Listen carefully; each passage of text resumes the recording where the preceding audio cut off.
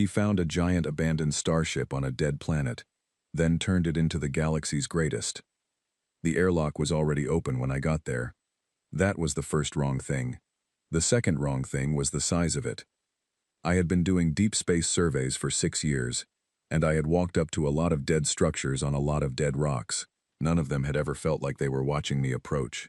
This one did. I had come to Kareth 9 by accident.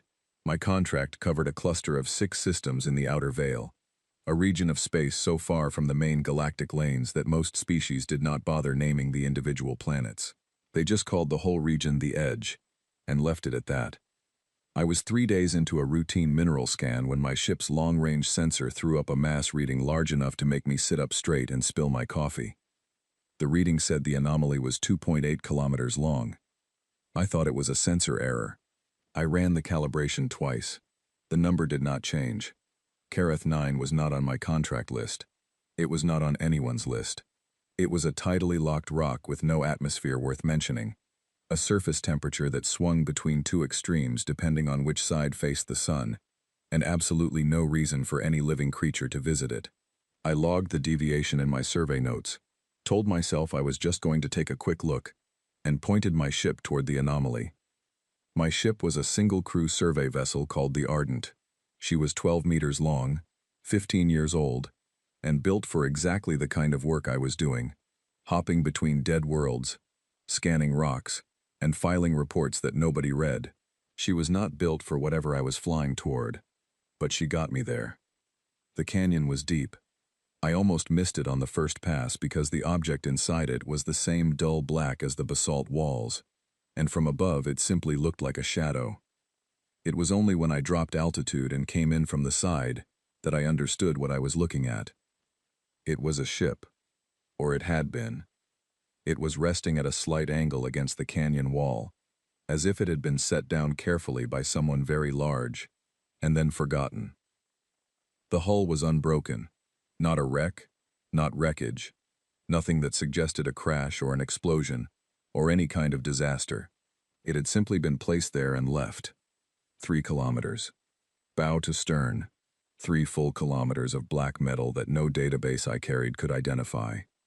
I ran the hull composition against every registered material in my survey catalog. Nothing came back.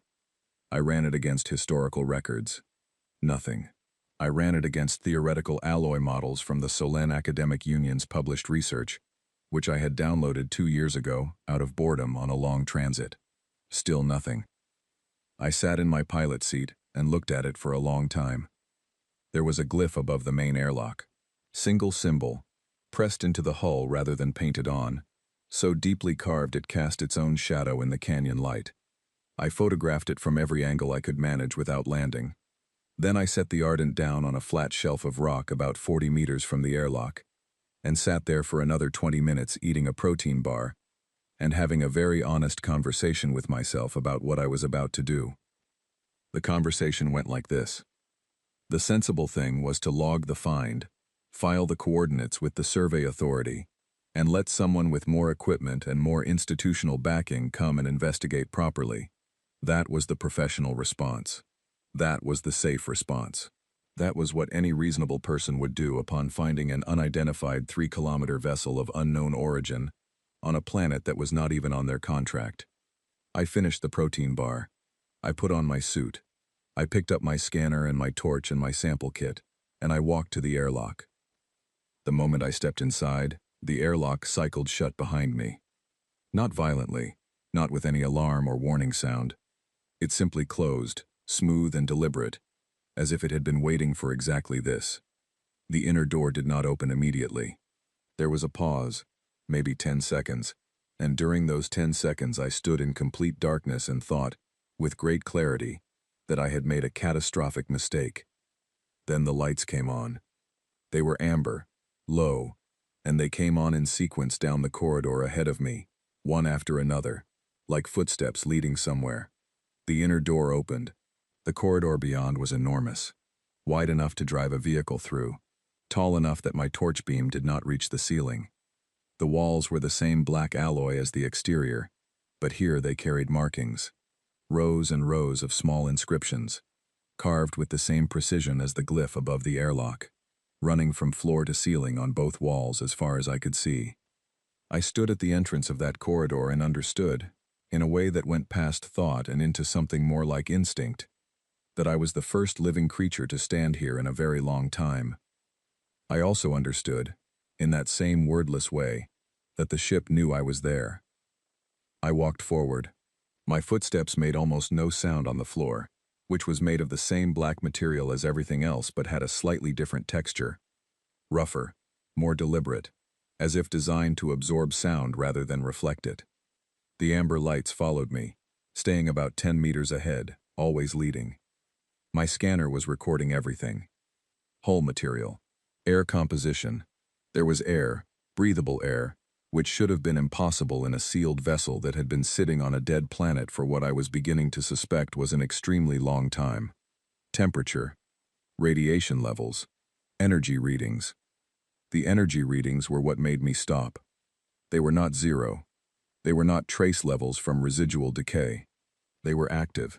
Something inside this ship was producing power. Not a lot, a small fraction of what the systems around me probably required at full capacity. But steady and consistent and deliberate. Something was running. Had been running for a long time. I followed the amber lights deeper into the ship. The corridor opened into a chamber so large my torch was useless in it. I stood at the edge of it and turned the beam in slow arcs and caught glimpses of structure, levels above me, more corridors branching off in all directions, a ceiling lost in darkness, and at the center of it all a column of black metal that rose from the floor and disappeared upward, easily 30 meters in diameter, covered in the same inscriptions as the corridor walls. I later learned this was called the Commons. At that moment I called it the largest room I had ever been inside in my life. My scanner beeped. I looked at the reading. The energy signature I had been following was coming from deeper in the ship, below me, and it was changing. Not spiking, not dropping, changing in pattern, becoming more regular, more deliberate. I had the very strong feeling that something was waking up. I should have gone back to the airlock. I should have called the survey authority right then, filed a priority report, waited for a team with proper equipment and protocols. Instead, I found what appeared to be a lift shaft in the base of the central column, stepped inside it, and descended into the ship. The lift moved smoothly and quietly. It deposited me in a corridor that was narrower than the one above, warmer, and lit not by amber but by a pale blue that pulsed very slowly, like breathing. The energy readings on my scanner were strong here. Whatever was generating them was close. The corridor ended at a door that opened before I touched it. The room beyond was a bridge. I recognized it as such, not because it matched any bridge design I had ever seen, but because of the way the space was arranged, forward-facing, with a central position that was clearly meant for whoever was in command, and surrounding stations for crew. All of it was built for beings roughly my size and shape, which I found deeply strange, and did not have time to think about properly. At the far end of the bridge, a screen was active.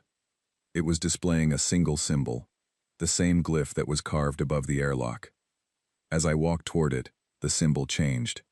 A second symbol appeared beside the first, then a third, then a sequence of them, rapid, more than I could follow, and then they stopped, and the screen was blank, and the blue light in the room pulsed, once, strongly, and went still. Then, from speakers I could not locate, came a sound. It was mathematical, a sequence of tones, precisely spaced, following a pattern I recognized in the first 3 seconds as prime numbers. 2 beats, then 3, then 5, then 7, then 11. It stopped. It waited. I looked at my scanner. I looked at the screen. I looked at the room around me, at the empty crew stations and the forward viewport that showed nothing but the black canyon wall outside. I knocked on the nearest console. 2 knocks, then 3, then 5. The blue light flooded the entire room. And from the speakers, in a voice that was not quite a voice, more like a voice learning to be one, assembling itself from components that were not quite words yet, something said my name. Not my name, My species, it said, in a tone that was equal parts question and recognition.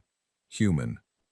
I sat down on the floor of that bridge, on a dead planet at the edge of mapped space, in a ship that predated every civilization I had ever heard of, and I said back to it, very quietly, yes. The door behind me did not open again for 3 days. Not because I was trapped, because I did not want to leave.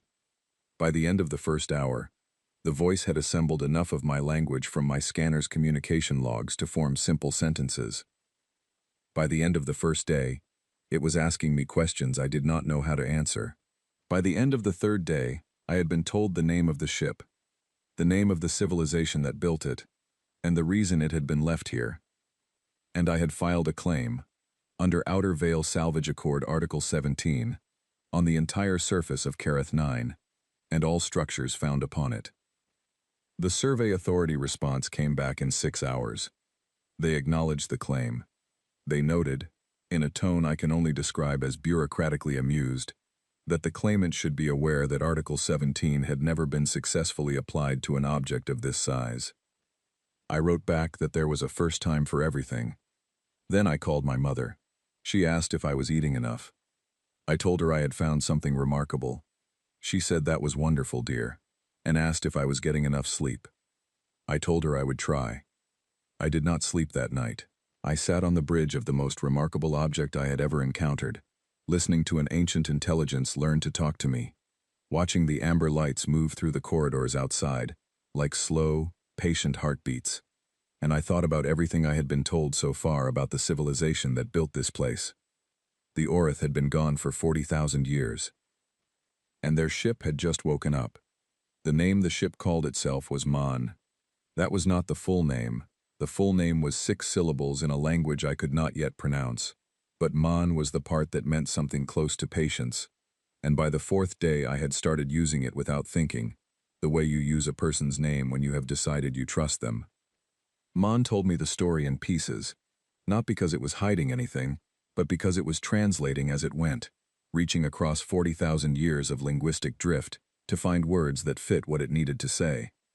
Some things it gave up on and drew instead, projecting diagrams and images onto the bridge screens that were clearer than any translation could have been.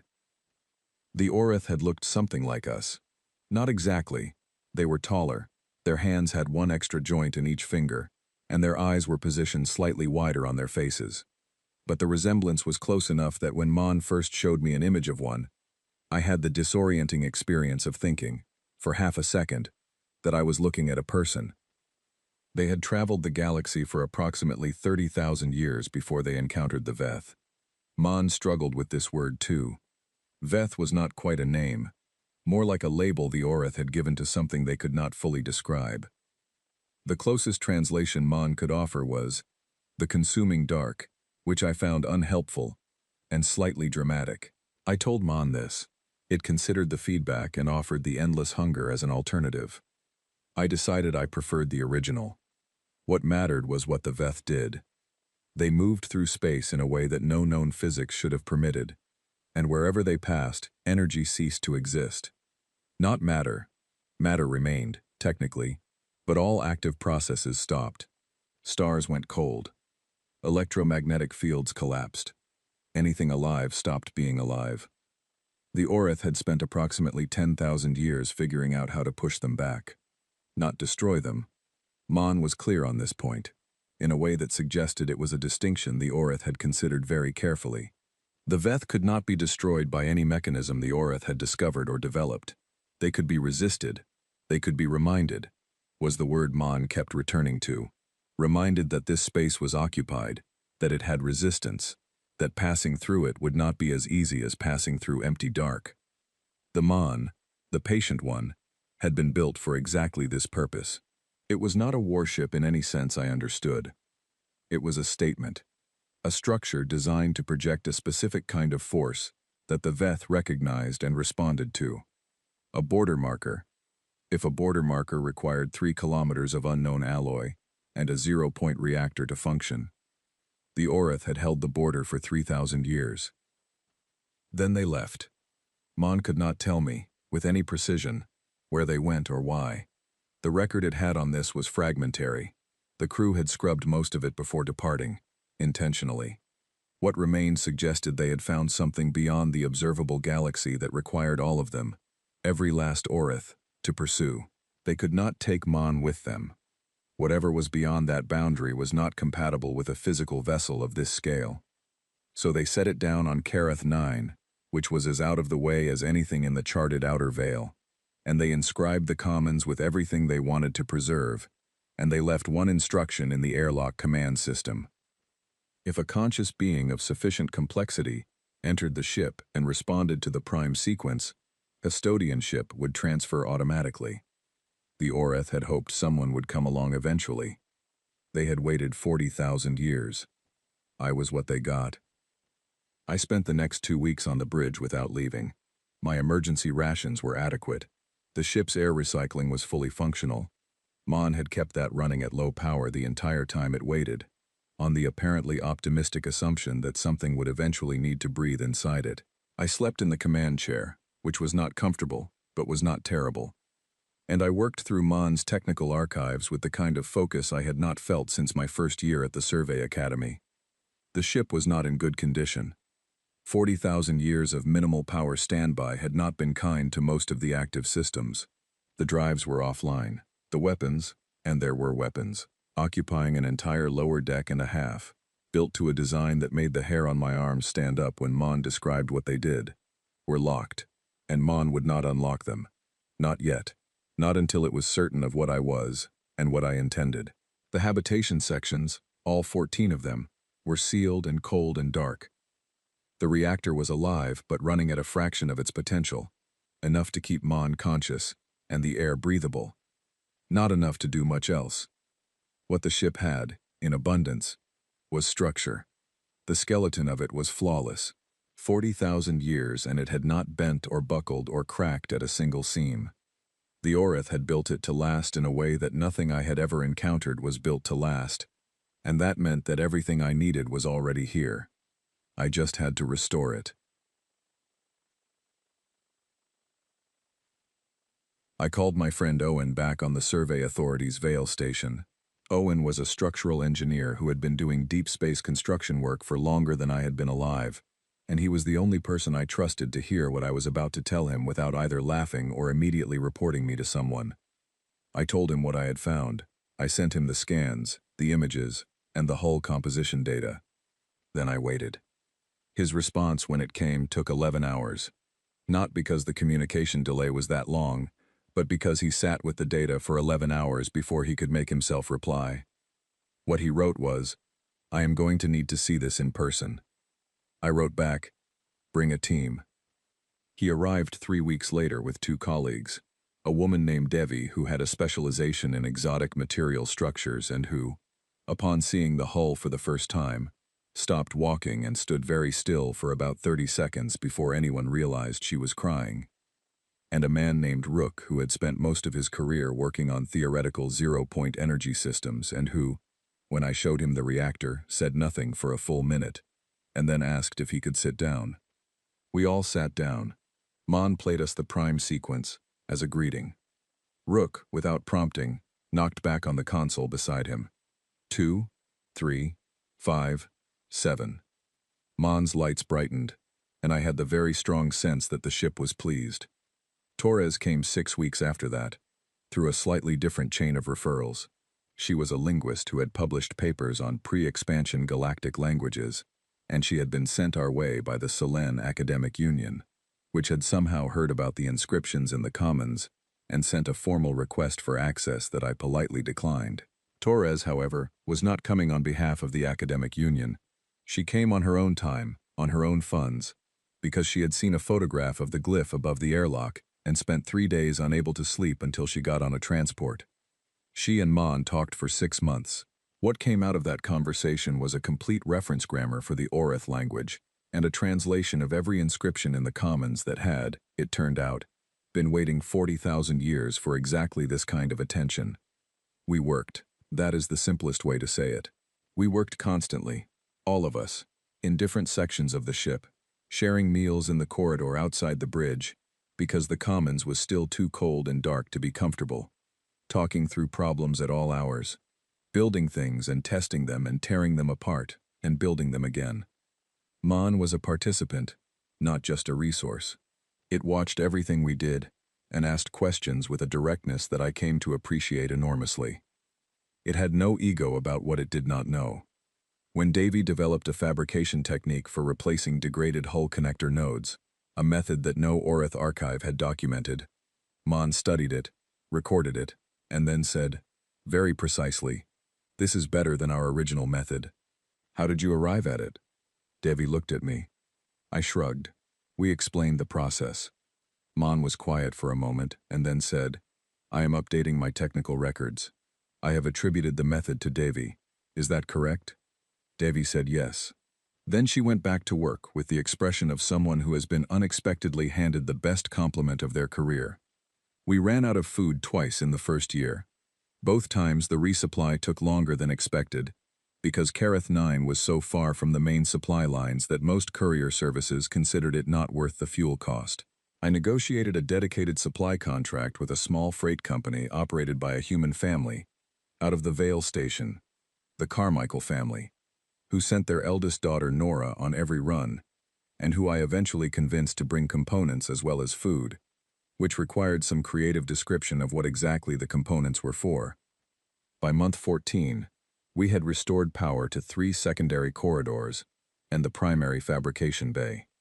By month 20, the fabrication bay was producing replacement components to Mon's specifications, at a rate that was beginning to feel meaningful. By month 30, Rook's theory about the reactor, that it could be safely brought to higher capacity through a specific sequence of staged activations, proved to be mostly right. Mostly. The Stage 3 activation produced an energy surge that blew out every monitoring system we had installed, and sent a pulse of light from the canyon that Nora Carmichael reported seeing from 2,000 kilometers away on her approach run. Nobody was hurt. The reactor settled at 31%. The entire ship hummed at a frequency you could feel in your chest, and it stayed that way. Month 41.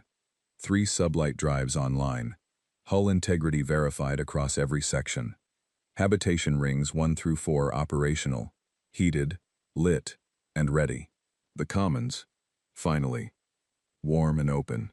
Its ceiling visible for the first time. The inscriptions on its walls readable at last. In the light Torres had spent 2 weeks calibrating to match what Mon's records showed the Orith had used. I stood in the middle of the Commons on the day we turned those lights on. The inscriptions went from floor to ceiling on every wall, column after column of Oreth script. 40,000 years of knowledge and memory and intention pressed into black metal that had waited longer than most species had existed to be read. Torres stood beside me. She had been translating for almost 3 years by this point, and she had not told me what was written here. She had said only that she wanted to wait until the lights were right. I asked her to read me the first line. She looked up at the inscriptions for a moment. Then she said, "The greatest work is the one that makes a home for those who have none." I did not say anything. I stood there and read it again in the Oreth characters, which I could now recognize if not pronounce.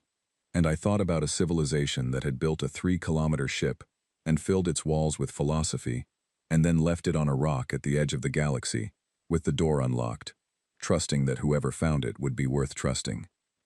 Then Owen came in from the corridor behind us and said the drives were ready for a test, and did I want to be on the bridge when it happened. I went to the bridge. The lift was smooth and quiet, the way it had been on that first day when I had descended into the ship not knowing what I was doing. The bridge lights were gold now, warm and full, and every station was active, screens running, systems reporting. Mon's voice came from the speakers, not assembled and uncertain as it had been that first week, but clear and steady, like someone who has found their words at last. It said, "Custodian, we are ready when you are." I sat in the command position, which still was not designed for my proportions, and which I had added a cushion to that Mon had never commented on, but which I suspected it found deeply amusing. I looked through the forward viewport at the canyon wall 400 meters in front of us. I said, "Take us up." The drives engaged. The sound was not like any engine I had ever heard. It was deeper, more felt than heard, a resonance that started in the base of the hull and moved upward through every surface. The ship rose, slowly at first, then smoothly, the canyon walls sliding past the viewport as we climbed, the amber light of Careth 9's sun catching the black hull for the first time in 40,000 years. We cleared the rim of the canyon, and the sky opened up around us, and the ship kept rising, and I had my hands on the arms of the command chair, and I was not going to cry. I had absolutely decided I was not going to cry. I cried anyway. Mon said nothing. It let me have the moment. When I had composed myself, it said, "Atmospheric exit in 90 seconds. Would you like to continue?" I said yes. We broke out of what little atmosphere Careth 9 had, and the stars were everywhere, brilliant and sharp, and the ship sat among them as if it had never been anywhere else, as if 40,000 years of waiting had been the temporary part, and this, moving, alive, full of people and light and purpose, was simply what it had always been meant to be. Mon ran every system check simultaneously, everything nominal. Then it said, in a tone I did not immediately understand, "Custodian, I am receiving a signal." I asked where from. It said, "The outer veil boundary, deep range, origin unregistered." I asked if it was one of ours, human, or any of the registered galactic species. Mon was quiet for 3 full seconds, which was, for Mon, a very long time. Then it said, "No." And it said, "The pattern matches records in my archive, the records the Orith crew flagged before they left." I knew, before it told me. I had known since Torres read me that first inscription. I said, "The Veth." Mon said, "They have noticed the reactor activation." Outside the viewport, the stars were bright and countless and still. The ship hummed around me, patient and strong and 40,000 years old, carrying its purpose in every gram of its hull. I looked at the signal reading on the screen in front of me for a long time. Then I said, "Set a course for Thresh Station. We have a council meeting to arrange." Mon said, "Understood." The drives engaged, and the Patient One moved through the stars toward whatever came next. I had never been to a galactic council session before. Nobody from Earth had, not in any official capacity. Humanity had observer status, a chair at the edge of the room, no voting rights, the galactic equivalent of being allowed to sit in on a meeting but not speak unless spoken to. I had attended exactly 2 observer sessions in my 20s, during a posting at the Survey Authority, and I had found them both deeply tedious. The council moved at the speed of institutional consensus, which was to say it moved very slowly and with a great deal of procedural discussion before arriving at conclusions that anyone watching had already seen coming for 2 hours. I was not expecting this time to be much different. I was wrong about that. Thresh Station was the largest permanent structure in the Outer Veil, a joint construction project that had taken 40 years to complete and housed representatives from 23 recognized galactic species in a rotating schedule of diplomatic activity that was, from what I understood, about 60% genuine governance and 40% elaborate social ritual. It was large enough to be visible from several thousand kilometers out, a gleaming structure of pale composite and sensor arrays, docked ships on every side like leaves on a branch. When I brought the Patient One into the approach corridor, every other ship got out of the way. Not because I asked them to. They simply moved. I watched on the external cameras as transports and diplomatic vessels and freight haulers all adjusted their positions, drifting aside to clear a path, the way smaller birds move for something much larger that shares their sky. Nobody said anything on the open channel. They just moved. Mon said, with what I was fairly certain was understated humor, "We appear to be making an impression." I told it to find us a docking position. There was no docking position for a ship 3 kilometers long. The station's largest berth was rated for 800 meters. I ended up positioning the Patient One in a stable orbit 20 kilometers out and taking one of the ship's smaller shuttlecraft, which was larger than the Ardent and better appointed, into the station proper. I went alone. I had offered to bring Owen or Devi or Rook, and all of them had declined in the same way. by looking at me with the expression of someone who knows exactly what kind of meeting this is going to be, and does not envy the person who has to walk into it. Torres came with me. She said somebody needed to be there who could translate if the situation required it, and also she wanted to see the looks on their faces. I could not argue with either point. The station's receiving hall was designed to accommodate the physical requirements of a significant range of species, different atmospheres, different temperatures, different lighting conditions, through a system of environmental bubbles that could be adjusted per individual. It was, from a pure engineering standpoint, remarkable. From a visual standpoint, it looked like a very formal greenhouse. The council had agreed to hear my presentation. I was given 15 minutes. 15 minutes to present evidence of an existential threat to every species in the galaxy, to a body that had, according to Torres's research, never acted on anything with fewer than 6 months of committee review. I walked to the presentation position at the center of the hall. I had brought a display unit, connected live to Mon's archives. I did not waste time on pleasantries or background. I opened with the Veth signal. Every screen in the hall populated with the data, the pattern, the location, the directional vector.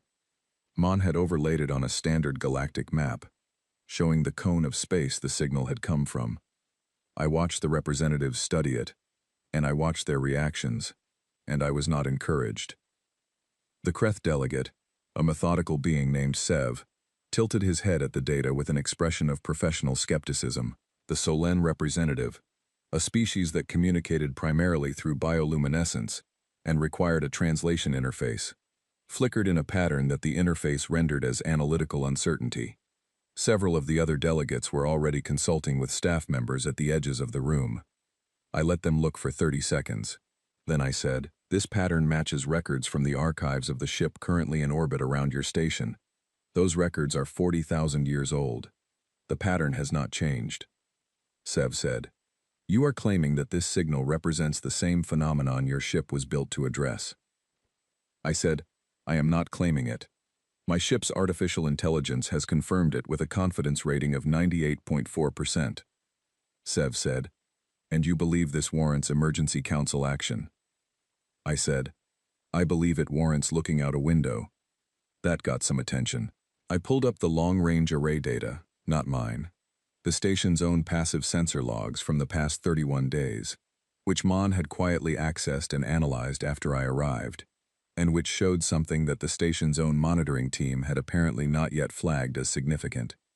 A region of space 17 light-years from Thresh Station. Normally it contained 4 stars of modest size and a number of mapped but uninhabited systems. In the past 31 days, the energy output of those 4 stars had decreased by an average of 11%. The room went very quiet. Torres, standing at the edge of the hall, caught my eye and gave me a small nod. She had seen this data. She knew what it meant. I said, "Stars do not lose 11% of their energy output in 31 days. Not from any natural process, not from any known phenomenon. What is happening in that region of space matches, precisely, what my ship's archives describe as the early phase of a Veth incursion. They are not here yet. They are close enough to notice, and they have noticed us. What they do next will depend on what we do now." The Solen representative flickered something. The translation interface rendered it as, "What do you propose?" I said, "I propose that you authorize me to do what this ship was built to do. I propose that we go and remind the Veth where the boundary is." Sev said, "You are asking us to authorize a military action based on the claims of one survey pilot and the records of a ship that no living species has any knowledge of." I said, "I am asking you to look at your own sensors, which are telling you the same thing my sensors are telling me, and I am telling you that I have the only vessel in this galaxy capable of doing anything about it." Sev said, "And if you are wrong?" I said, "Then I fly out to a quiet patch of space and come home, and we all agree I overreacted, and I go back to filing mineral surveys for the next 6 years." I said, "But I am not wrong." The council did not give me authorization. They discussed it, which was different. They formed a preliminary assessment committee, which was different again. They requested that I remain at Thresh Station while the committee reviewed the sensor data which I agreed to because I was not going to solve anything by leaving in frustration, and because while the committee reviewed data for the next 11 days, I had work to do. I brought the whole crew in from the ship.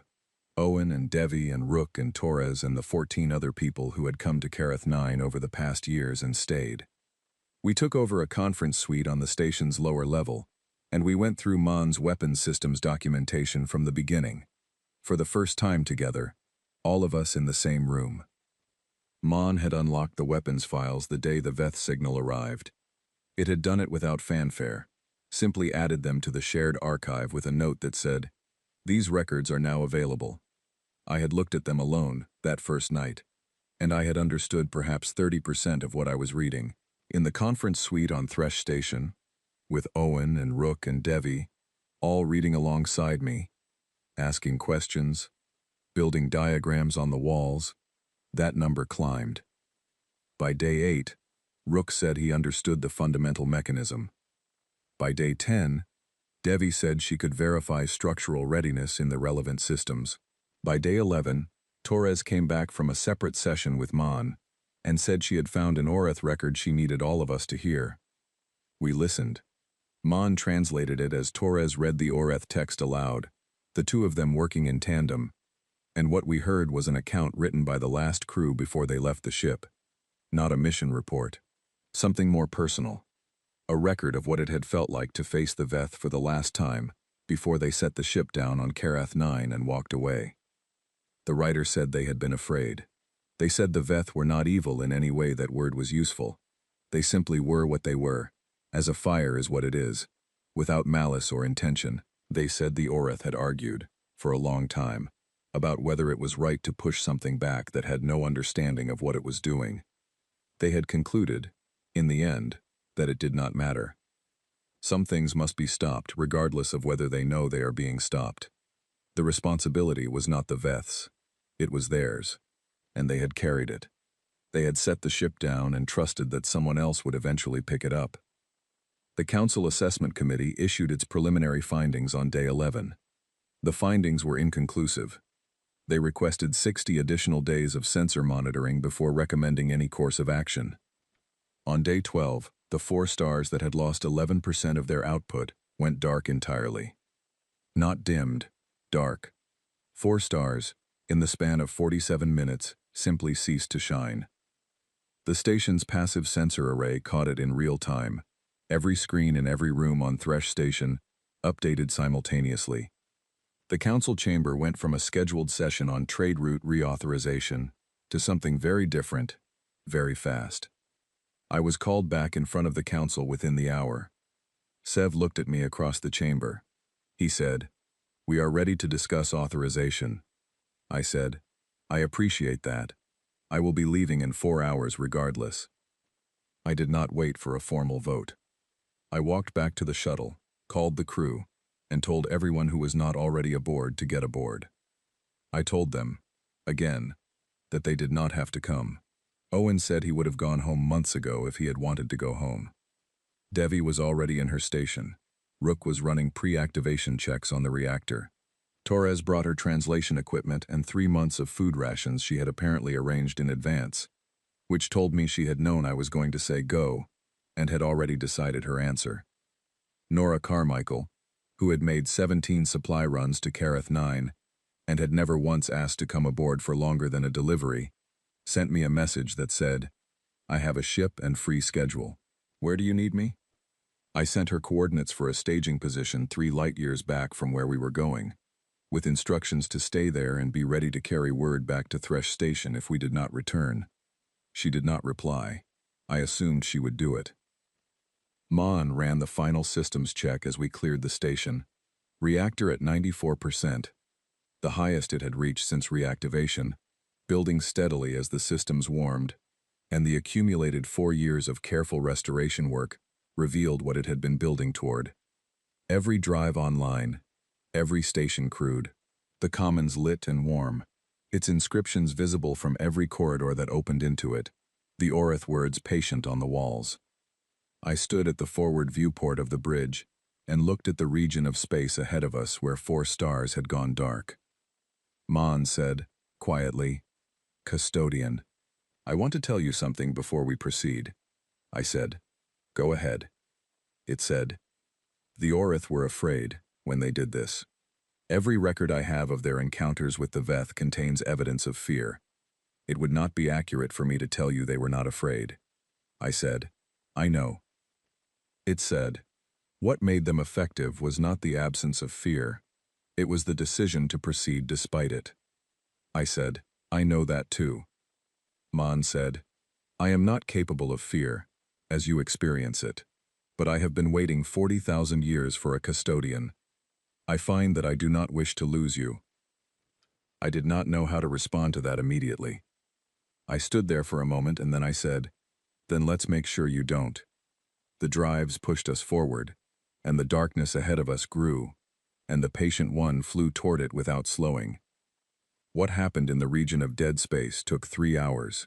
I have read Rook's paper on it 11 times, and I understand, I think, about 60% of his technical explanation. Davies' structural analysis of what the weapons systems actually did to the Veth is clearer to me. But that is partly because Davy writes for people who did not spend their careers in theoretical physics. What I experienced, on the bridge of the Patient One with my crew at their stations and Mon's voice steady in the speakers above me, was this. The Veth were not a fleet. I had been expecting something that looked like a fleet, something with shape and direction and identifiable structure, because that is what I knew how to respond to. The Veth were not that. They were a condition, a quality of space more than an object in it, a region where the normal rules began to loosen, where energy behaved wrongly, where the instruments gave readings that did not correspond to anything I had ever seen or been trained to interpret. Mon saw them clearly. It said, I see them. And then it said, they see us. There was a moment of stillness. Not quiet. The ship was full of sound, systems running, crew at work, the deep resonance of the reactor. But there was a quality to that moment that felt like the held breath before something large begins. Mon said, I am ready. On your instruction. I said, do it. What the weapons did, in Rook's eventual explanation, was generate a field of structured energy in a precise pattern that the Veth recognized. Not recognized like recognizing a face, but recognized the way a wave recognizes a seawall, as something that cannot simply be passed through. The Oreth had spent 10,000 years designing it to be exactly that specific, that unmistakable, that absolute. The Veth stopped. Not in the way a fleet stops, with deceleration and repositioning. They simply ceased their advance. The spreading edge of dark space held where it was. The instruments showed energy levels in the region stabilizing, the wrong reading quality fading, the normal rules reasserting themselves in the space immediately around our ship. Then, slowly, the darkness began to pull back. Not quickly. Not in defeat. I do not think defeat is a concept that applies to the Veth in any meaningful way. But the boundary moved, and it moved back. And the 4 dead stars did not reignite, but the space around them stopped dying, and the Veth withdrew into the deep dark beyond the outer veil, and the instruments showed nothing in the region ahead of us but empty, ordinary space. Mon said, the Veth have withdrawn. I said, for how long? Mon said, based on Orith records, approximately 3 to 4 generations of your species, assuming the ship remains active and the reactor is maintained. I sat with that for a moment. 3 to 4 human generations. Not forever, but long enough for the galaxy to do something with the time. Long enough. I said, take us home. Mon said, where is home, custodian? It was a genuine question. I realized, sitting there in the command chair with the stars steady and normal and bright outside the viewport, that I did not have an immediate answer. The Ardent was still on Kareth 9, parked on a shelf of basalt next to an empty canyon. My contract with the Survey Authority had technically lapsed 14 months ago. I had an apartment in the Vale station I had not been to in over 2 years. I looked at the Commons camera on the secondary screen beside me. The lights were on. The inscriptions were visible. Somewhere in the habitation rings, someone was making coffee. The air recycling sensors could pick up the chemical signature, and Mon had, quietly, Added a small coffee notation to the atmospheric monitoring dashboard sometime in the past year without ever mentioning it. I said, "Here is home. Take us back to Thresh Station." When we came back into sensor range of the station, the channel opened before I said anything. Sev's voice came through, more careful than I had ever heard it, and what it said was, "We saw the sensor data. The boundary held. What do you need?" I thought about the Commons, about what was written on its walls, about what Torres had read me on the day we turned the lights on. I said, "I need berth authorization and supply access. Ongoing. I am opening the ship." There was a pause. Sev said, "Opening it to whom?" I said, "Anyone who needs it." What followed was, predictably, complicated. The Galactic Council had views on what opening a 3-kilometer vessel of unknown ancient origin to unrestricted access meant in terms of interstellar law and diplomatic protocol. And those views were numerous and took considerable time to express. Owen handled most of those conversations, because Owen had a gift for making institutional bodies feel that they were in control of situations in which they were not, and also because I was occupied with something more immediately important. I was redesigning the habitation sections. Mon's original Orith plans for the habitation rings had been built for Orith, which meant they were not immediately suitable for 23 different species, with varying atmospheric, gravitational, and temperature requirements. Devi and I worked through the modifications with Mon's cooperation, and within 4 months, the first 4 habitation rings had been reconfigured for multi-species occupancy. Not perfect. Nothing this complex is ever perfect on the first revision, but functional. The Kreth Consortium sent a formal delegation that included, to their credit, a genuine apology from Sev for the 3 years of dismissal before things became urgent. The Solen Academic Union sent researchers, with full and politely worded acknowledgement that access was granted by permission of the custodian, rather than by any right of theirs. The smaller species, the ones with no fleet, and no council seat, and no leverage, sent delegations that came without demands, and sat in the commons, and looked at the walls and asked if they could stay. I said yes. Every time. A Kreth engineer named Vale and Torres spent 3 months together in the commons, arguing about the proper interpretation of one particular inscription, and it was the most productive argument I had ever witnessed, because at the end of it, they had produced a reference document that became the foundation of the galaxy's first formal Orith studies program, which ran out of a suite of rooms on Deck 22 that Mon had helpfully already labeled Educational Division in Orith script, as if it had always known. Nora Carmichael, who had stayed at the staging position through the entire 3 hours of the Veth encounter, and then brought her ship in to dock the moment we cleared the exclusion zone, asked me one afternoon what I actually called the ship now. The survey registry still had it listed as an unnamed salvage claim on Kareth 9. I said, "Mon calls itself the Patient One, the Oreth called it that." She said, "And what do you call it?" I thought about what Torres had read on the day we turned on the Commons lights. The greatest work is the one that makes a home for those who have none. I said, "I call it the greatest." She looked at me. She said, "That is a lot to live up to." I said, "The Orith thought so too. They built it anyway." Within the year, that was what everyone called it. Not because I promoted it or filed for a name change through any official channel, but because it was what it was. And sometimes a thing earns its name the same way a person does. Not by being given it, but by becoming it. By the end of the 2nd year, the Commons housed a school, 2 medical centers, a cultural preservation archive, a market with vendors from 38 species, and an ongoing series of lectures that Rook delivered on zero-point energy theory to audiences that grew larger every month.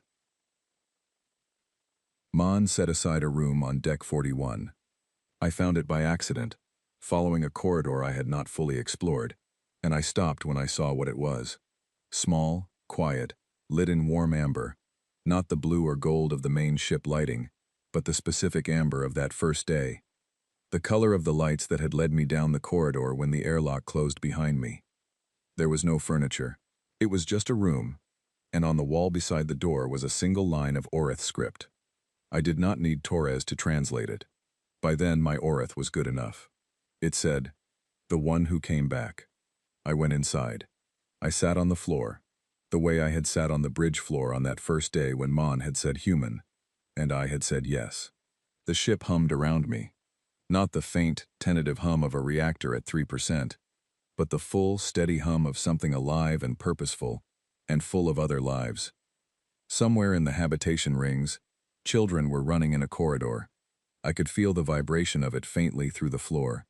Small feet on Orith metal, 40,000 years old and still strong. Mon said, through the room's speakers, "Are you comfortable in here?" I said, "Yes." "Did you build this for me?" Mon said, "The Orith had no word for stubborn. Their word for it meant the one who returns despite everything. They considered it the most important quality a conscious being could have. I thought you should have a room that knew that about you." I looked at the inscription on the wall. I looked at the amber light. I thought about a survey pilot who should have filed coordinates and gone home. I thought about a protein bar eaten in a shuttle at the edge of mapped space. I thought about the airlock cycling shut behind me, and the prime sequence played in the dark, and the choice to knock back. I thought about 4 years on a dead planet, about Owen crying not crying when he first saw the drive specifications, about Devi standing still outside the canyon, about Rook sitting down heavily when he saw the reactor, about Torres and Mon, talking for 6 months in a language no living person had spoken in 40,000 years, about 3 hours in a region of dead space where something vast and old and uncountable had looked at one human ship and decided, for now, not to cross the line. About a commons full of voices in languages I could not count. About a school on a ship. About coffee in the atmospheric sensors. About what it meant to find a broken thing and decide it was worth fixing. I sat in that room for a long time. Outside the viewport at the end of the corridor, visible if I angled right, the stars were out. All of them. Bright and steady and burning, the way stars burn when the dark has been pushed back far enough to let them do it. I thought, this is what the Orith left the door open for. Not for a hero, not for a fleet, for whoever was curious enough to walk through it, and stubborn enough to stay. I thought, one human, one broken ship, one canyon on a dead planet. I thought, it was enough. I stayed in that room until the amber light felt like home, and then I went back to work. There was always more work. There always will be. And I will always come back. End.